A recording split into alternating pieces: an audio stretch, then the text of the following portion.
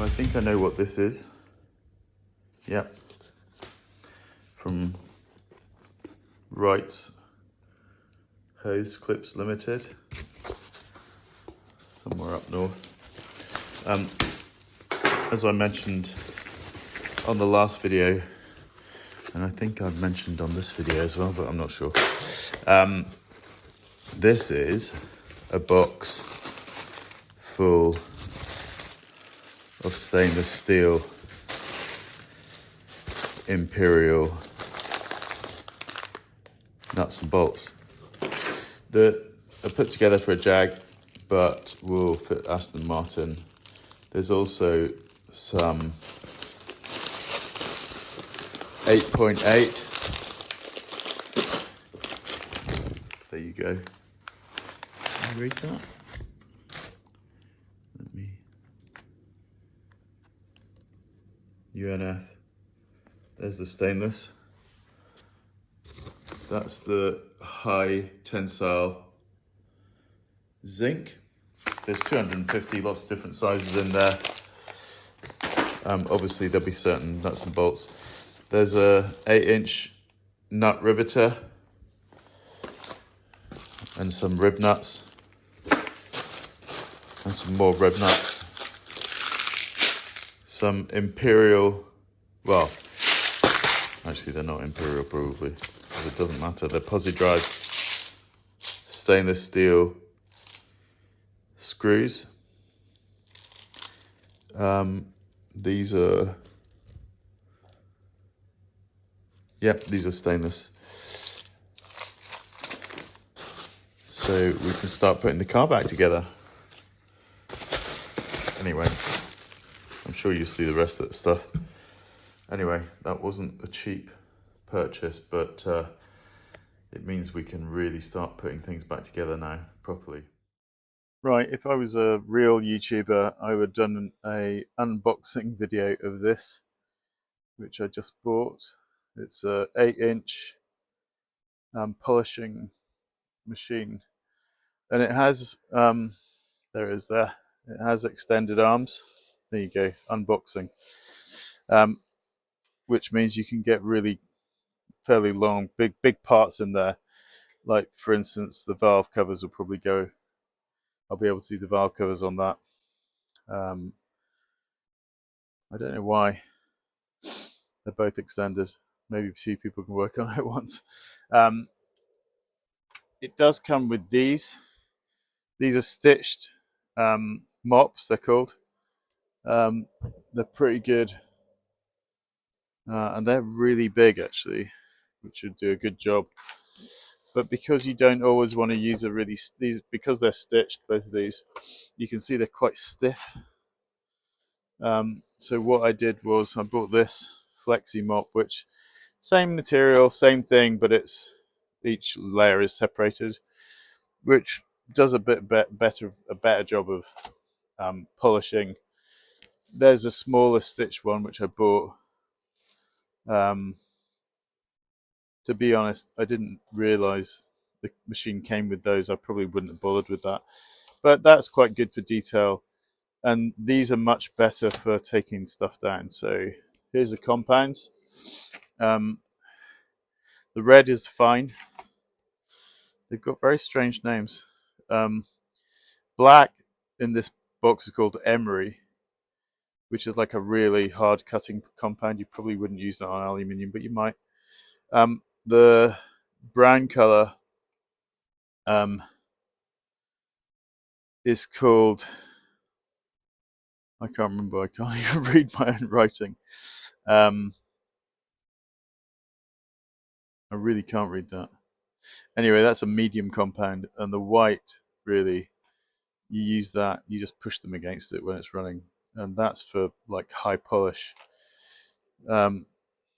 Tripoli, that says Tripoli, believe it or not, but it really doesn't. Anyway, and I know the top one, the black one's called emery. Tripoli is the brown, red is fine. And we'll get that going. I'm going to get the valve covers off the engine fairly soon, because we would need to redo the, well, check the timing chain tensioner, put new gaskets on the valve covers. That's very much an American term. We'd also call them rocker covers in the UK, which is a bit of an old term, but anyway, that's our new piece of kit. What does it say? Maximum 2,980 RPM.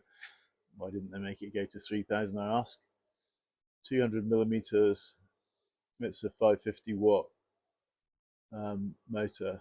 More than enough for doing what we need to do. But things like where you can't get stuff in a sandblaster, for instance, or in the parts washer, electrical parts, like the alternator, for instance, that does a really good job of polishing aluminium. So we will put the alternator on this, and we'll probably give it a clear coat afterwards just to make sure it stays in good nick. Anyway, there you go. Sorry I didn't unbox it. Partially unwrapped it. How's that? It's too low at the moment. We have to raise it up. Quite often these go on stands, so we will raise it slightly, and we'll probably mount it on another table so we don't have to take up our workspace. There you go.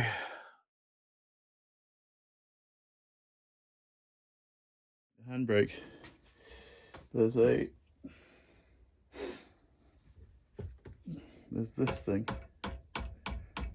which is the ratchet, obviously, which is badly worn. But to be honest, we can file that down. That'll work.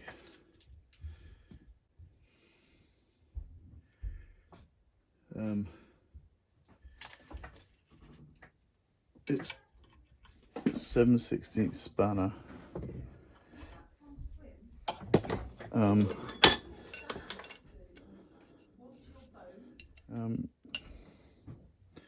And what happens is that threads up there. Honestly, it does. It's just very stiff. And this screws on.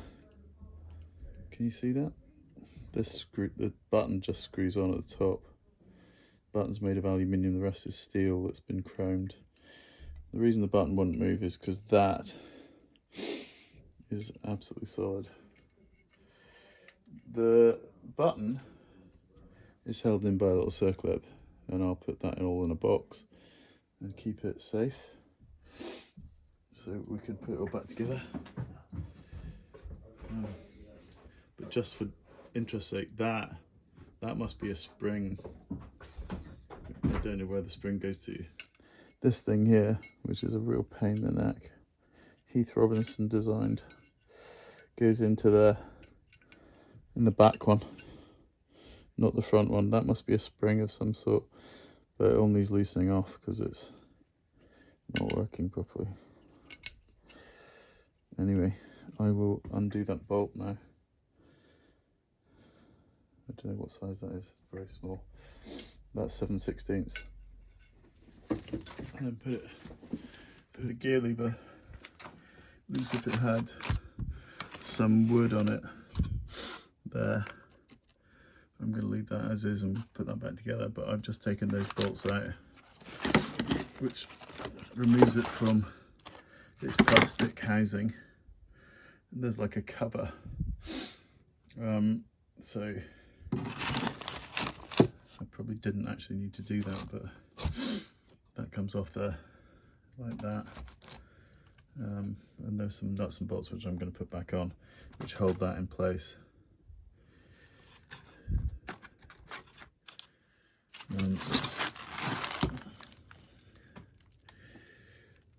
You see the way that came off.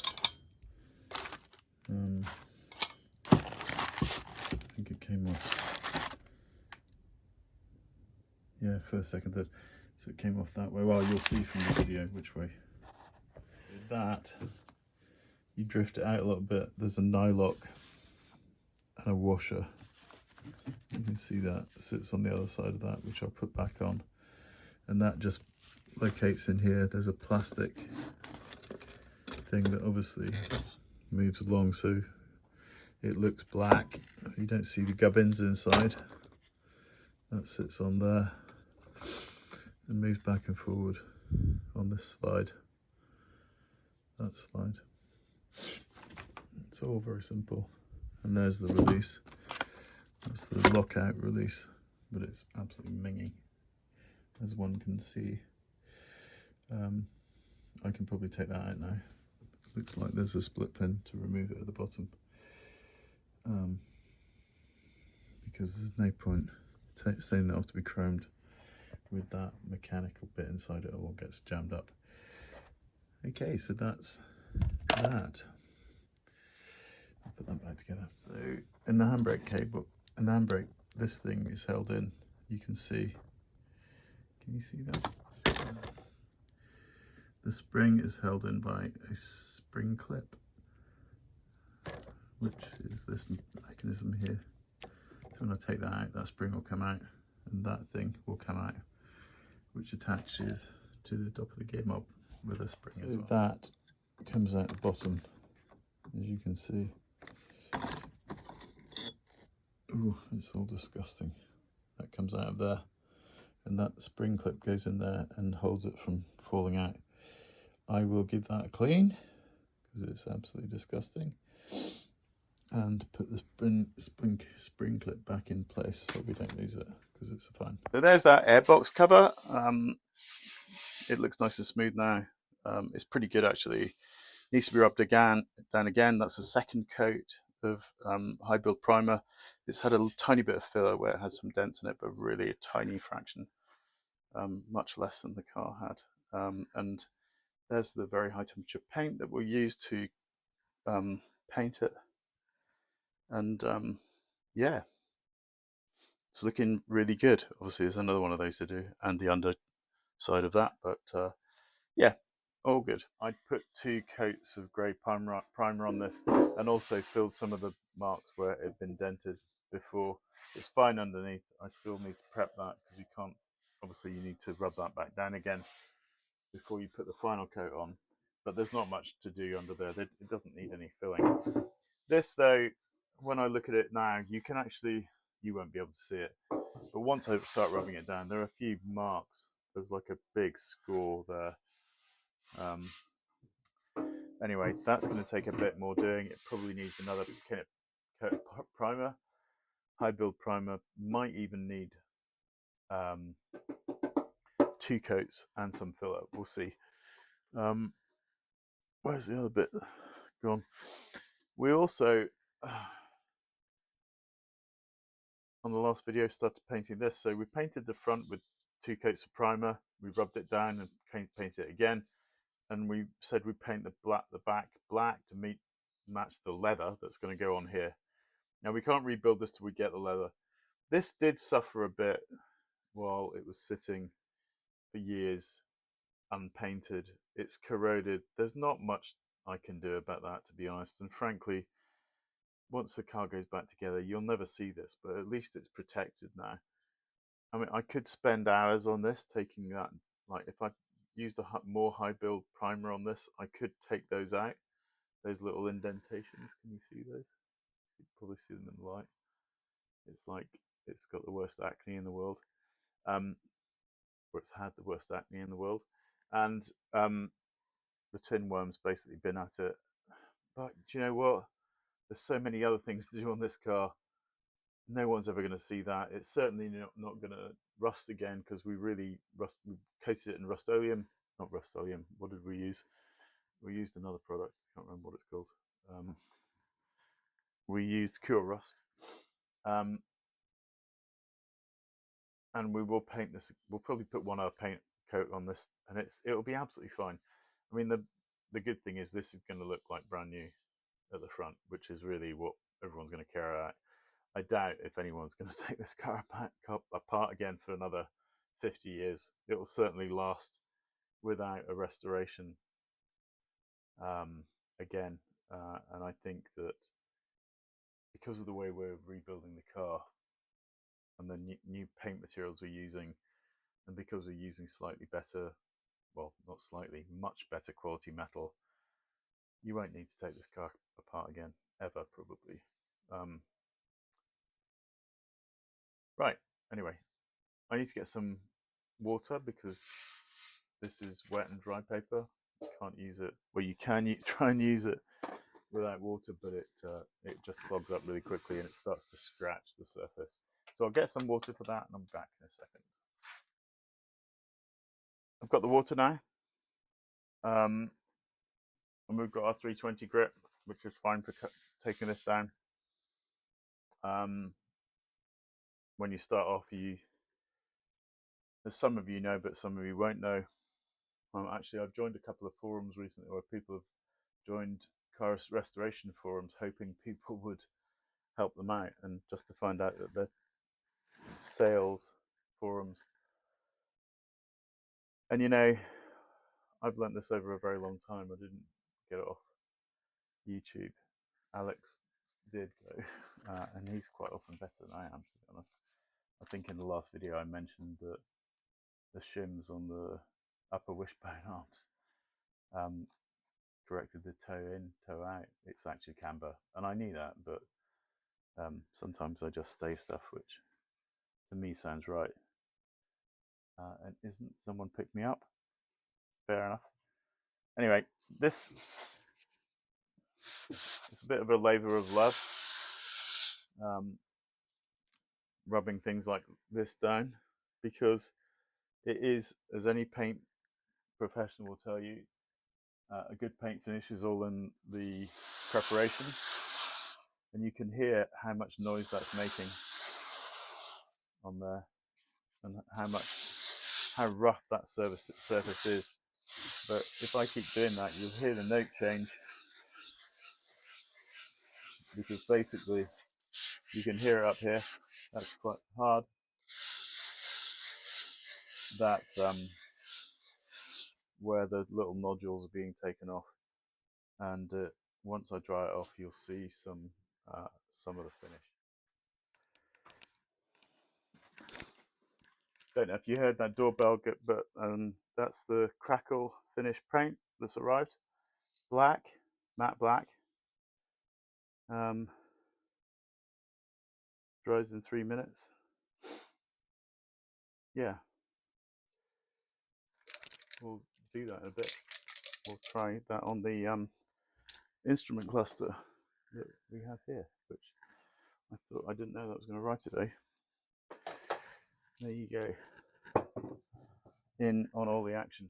Anyway, let's get back to rubbing this down quickly. I'll probably speed this up because it takes quite a long time. But the finish is all in the preparation. I'm making a mistake with that. Breaking my own rules. I need this. I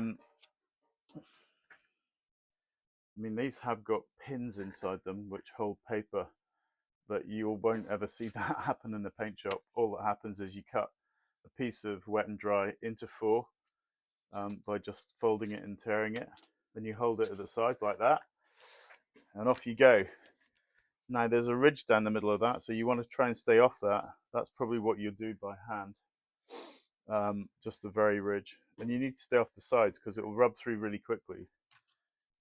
But these flat bits, using a rubber, I mean 3M make these. I don't know who made this one, it's a pink one. They're usually black, but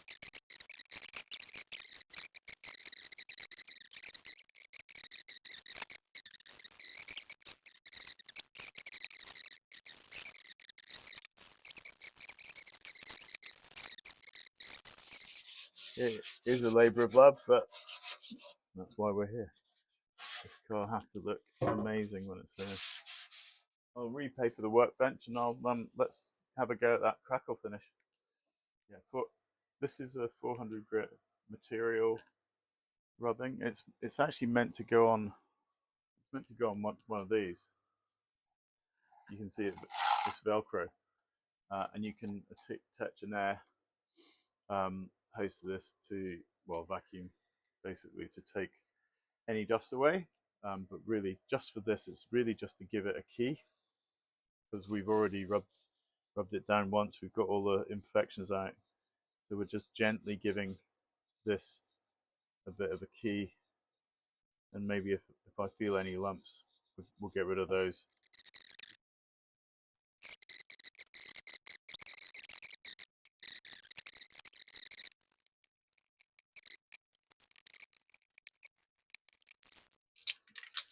Ooh, got a little bit hot.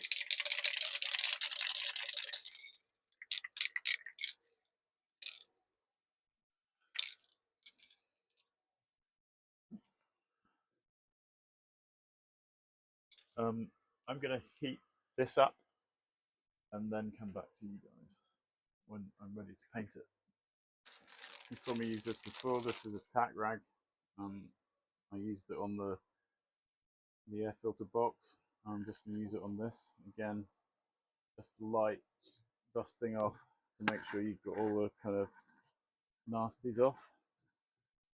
Don't press too hard, otherwise you'll end up with a greasy mark from this, because it is sticky. Not super sticky, but it is sticky. You can see taking a little bit of dirt off. That's why you do it. This has obviously all been cleaned, but even with the panel wipe, you still get a little bit of residue left. And as this is the last coat, we want it to be as good as possible.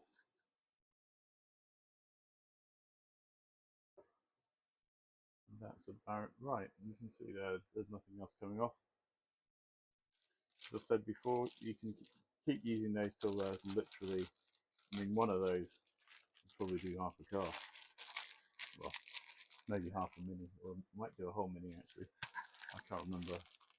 You don't use many, even when you're doing a car, you just eventually they take all of the kind of sanding detritus off. But very effective piece of kit. And then full Darth Vader mode.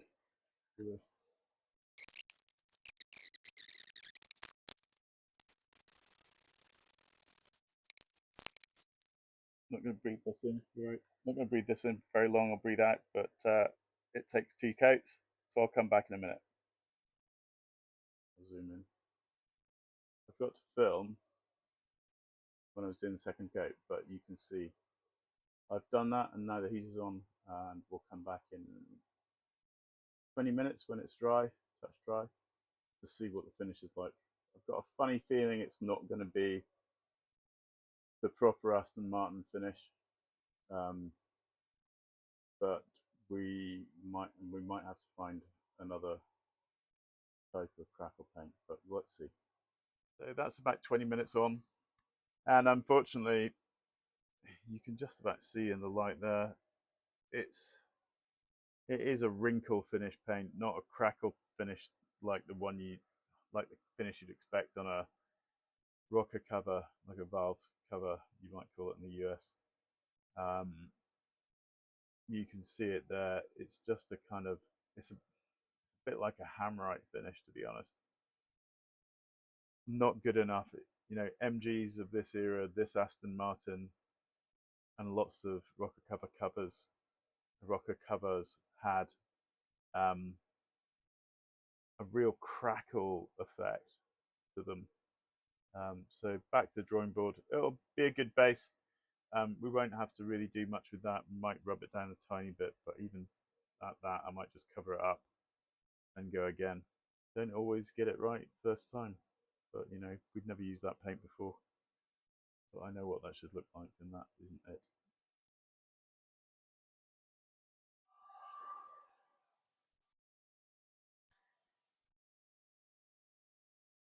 Our American friend said do this for about 2 minutes, and yeah, he's right. It's starting to come up now with a much better finish. I'll show you in a minute. He basically said, don't leave anything to Mother Nature. He always uses this.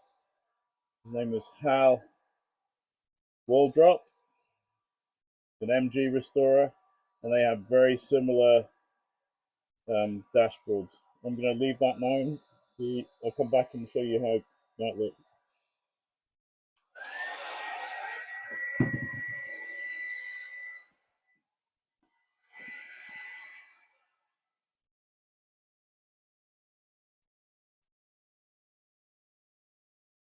So I said earlier that the chap called Hal in the US gave me this idea. His name wasn't Hal. His name was Hap Waldrop, and he owns an MG restoration company by the looks of it called Acme Speed, I think it is. If you ever see this Hap, um, obviously an Aston Martin AMV8 or DBS um, instrument cluster is very much like it. A lot of British cars at the time were, certainly Minis, MGs. They had a crackle finish, and I used your hot air gun idea. This is a Wagner hot air gun. These will literally take the skin off your hand. They've got about 6, 7 settings, six settings, and they have a cool setting. But this is a really, really brilliant thing.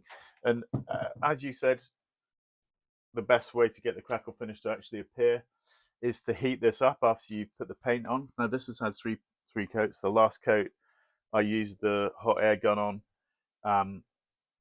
I did it very uniformly. I even touched it over here, but I resprayed it a little bit. It's perfect. And it's smoothed it all out. It's done a fantastic job. I'm really happy with that. And it's probably better than the finish that was on it in the first place. Um, yeah, looks really, really good. I'm super happy.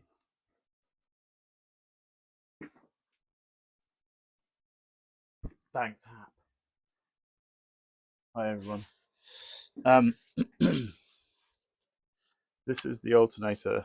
I probably should have started videoing a bit earlier, but it's quite easy. It's probably easier to show you now anyway. No, it's all taken apart. Um, that is the brush pack, and the brushes went in that way, and then that basically bolted over there. Sorry, there. Is that right? There.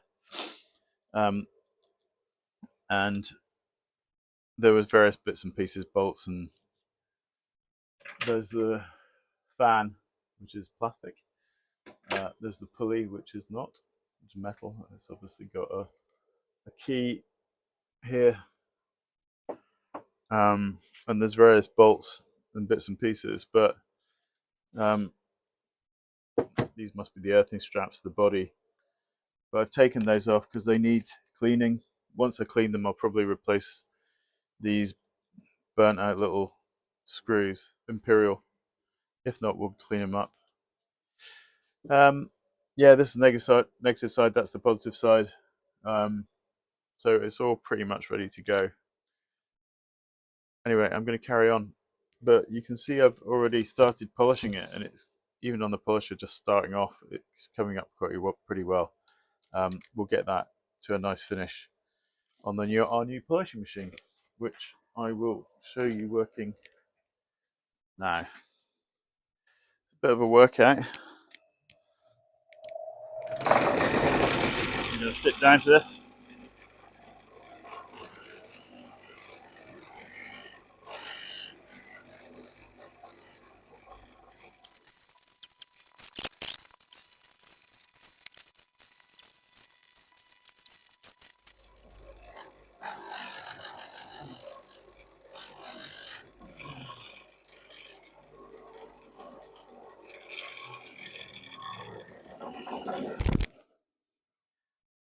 So the way to clean one of these up, I put it back on the buff, but it's too rough. So you can start off with 320 grit. I know it's an alloy, aluminum, as they say in, you guys stay in the States, which is British people hate to realise is my physicist's son says that is actually the right way to pronounce it. being British, we changed it. So this aluminium is quite pitted because aluminium does wear over time, and it's in a oily, hot environment in the engine, but we want it to look nice. We gave it a coat of spray to kind of tidy up, but actually it didn't really work. So back to old elbow grease. And what you do is you get the main surfaces and rub them down. It is hard work, but it does pay off. You just rub them down so you get them smooth, basically, as you would with any paint, because aluminium is reasonably soft. It comes off, and I should be wearing a mask actually.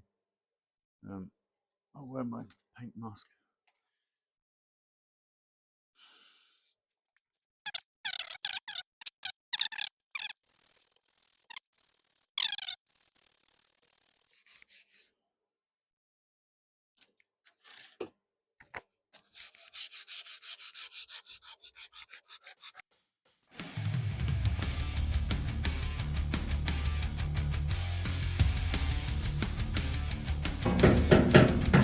So we're back on it, and we're fitting the driver's side floor pan, rear floor pan. A bit of an issue in that the seatbelt mounting gets in the way. I think we might have to cut a bit more, but we're trimming it so it fits. But it's going in really nicely. That should work. Eh? That should work. Yeah. We'll show some more welding later on. But, yeah. So we took the rocket covers off today, and well, valve covers you call them in the States, and we're using that crossed strip gel. You can see already it's starting to lift the paint that was put on them, probably from new.